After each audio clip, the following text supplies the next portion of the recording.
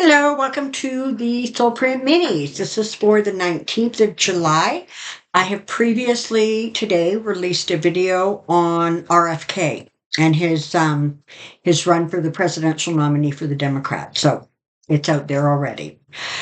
I want to take a look at Giuliani because man oh man, he's had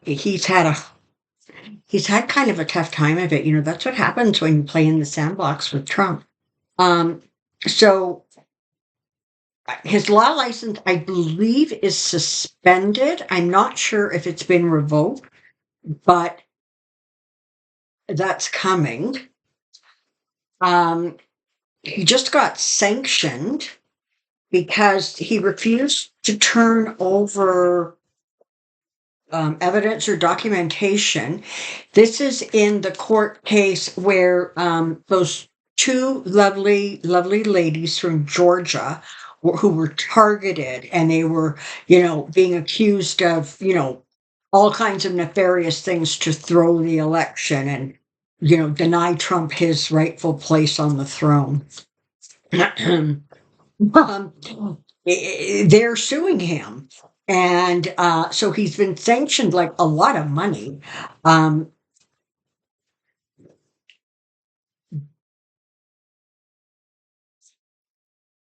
and he's just in such bad shape. So now he's talking to Jack Smith, and I'm sort of reminded in novels and TV shows where they're like, listen, if you're gonna flip, you want to be the first one to flip because they get the best deal. I don't believe Rudy Giuliani was by a long shot the first one to flip. Let's take a look, shall we? Um, Giuliani, current, future. Giuliani, current, future. Giuliani, current, future. Here we go.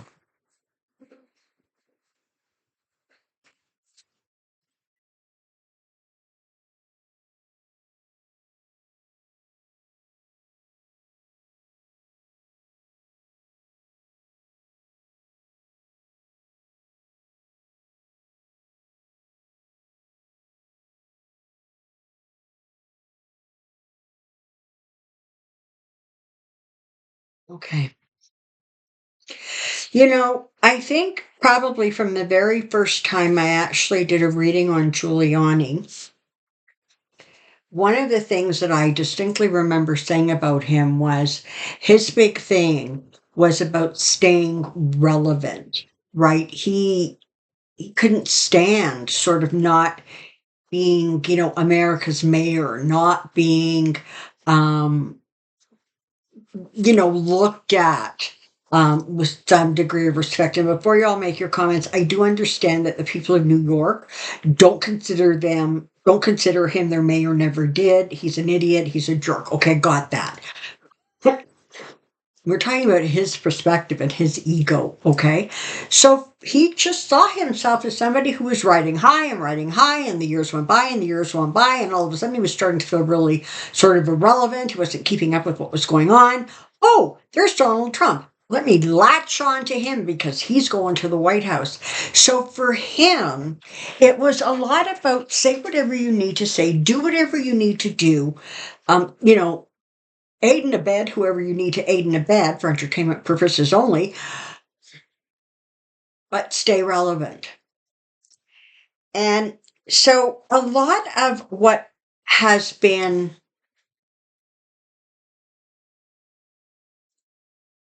coming to him is sort of reactions or results, if you will, of what's been coming to him now is the result of the choices he made. Suspiciously might be karma, just saying. Um, it's about the things that he did to stay relevant, to keep himself on the top of the heap. Like these are the cards that he reflect him. He's got the Six of Wands. He has the Queen of Swords. He has the Four of Wands.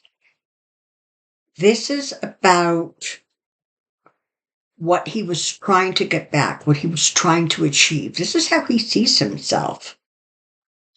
That was part of the reason. It was part of the reason that it took him so long to see the writing on the wall, because he really thought he was very smart. He thought that Trump would stay loyal to him. What an idiot. And he was very, very reluctant to do anything that would hinder his ability to maintain that position, that status, that shine. The problem was that he had some really unrealistic expectations about how he was going to be compensated for that. He had some idea that Trump was actually going to pay him. Duh. He had some idea that he could trade, if you will, on his name and simply get or receive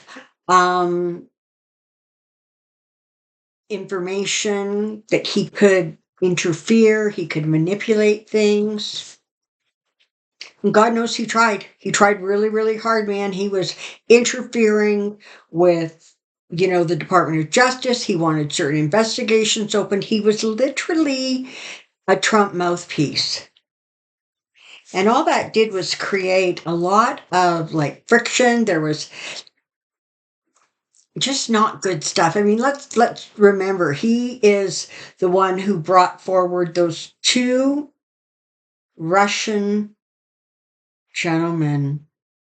Oh my God, I can see him so clear as day in my face, and I can't remember his name.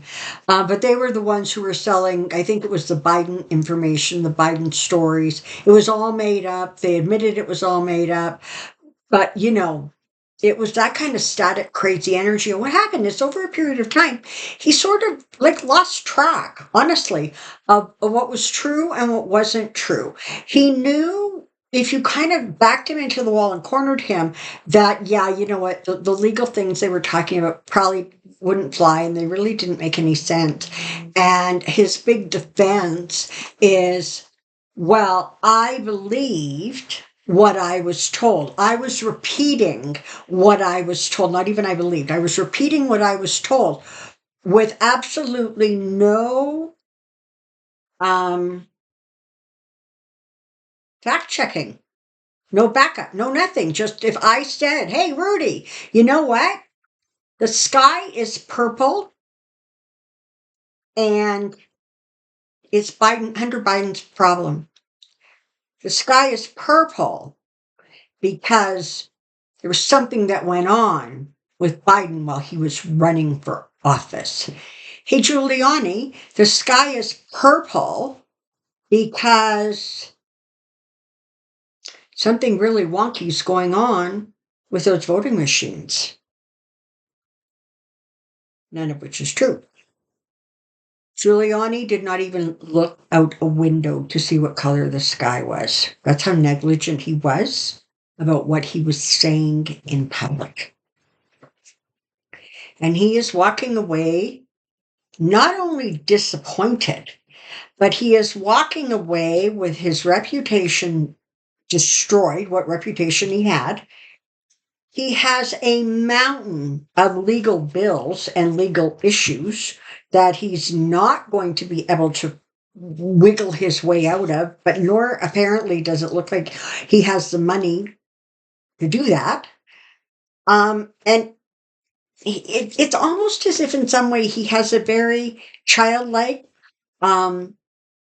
expectation of how this is all going to turn out. It's almost like he is completely denying the writing on the wall, and he says, I just believe I'm going to be exonerated. I just believe I'm going to be okay. I just believe, Smith is going to cut me a really good deal. It's like a fantasy. He's no longer kind of objective about what he thinks is going to happen.